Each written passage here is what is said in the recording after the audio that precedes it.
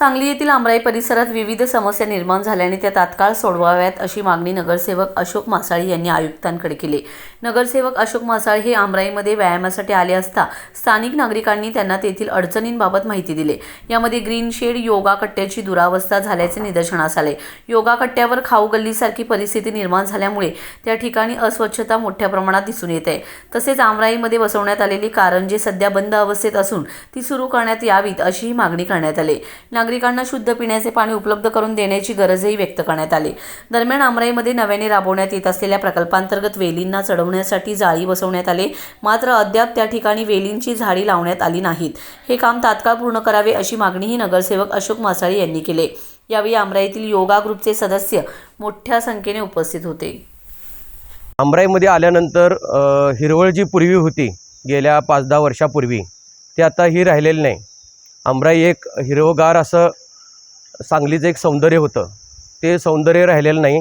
आता इथं खाऊ गल्ली आणि नशेखोरांचा अड्डा झालेला असं दिसून येतं आहे। आमराईच्या समस्या भरपूर आहेत। शुद्ध पाणी पिण्यासाठी नाही आहे, स्वच्छता नाही आहे।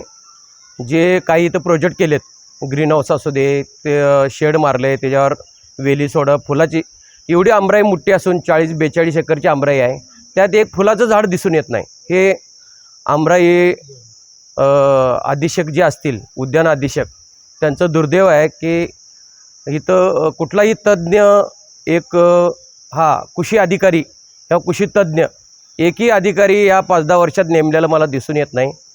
ज्याला 2-2, 3-3 चार्जेस देतात आणि आमराईच्या बाबत ज्याला माहिती आहे कुठलं झाड कसं वाढवावं, ते झाड कसं लावावं, हे कुणालाही काही माहीत नाही। आंधळं दळते, कुत्रपीठ खाते असा ह्या महापालिकेचा धंदा झाला आहे।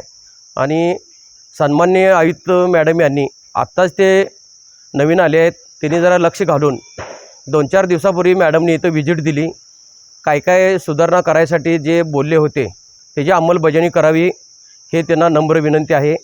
आणि सर्व 10 नंबर वार्डमधल्या सदस्यांनी आमराईकडे जरा नैतिकतापूर्वक लक्ष घालून आमराई सुधारण्यासाठी पूर्ण वॉल कॉम्पाऊंड असू दे, आतल्या सगळ्या खेळणी मोडलेल्या आहेत, व्यायामशाळा मोडलेल्या आहे, पूर्ण आमराई सुधारण्यासाठी सर्वांनी प्रयत्न करावे, नागरिकांनी पण त्याला सहकार्य करावं ही सर्वांना कळकळीची विनंती।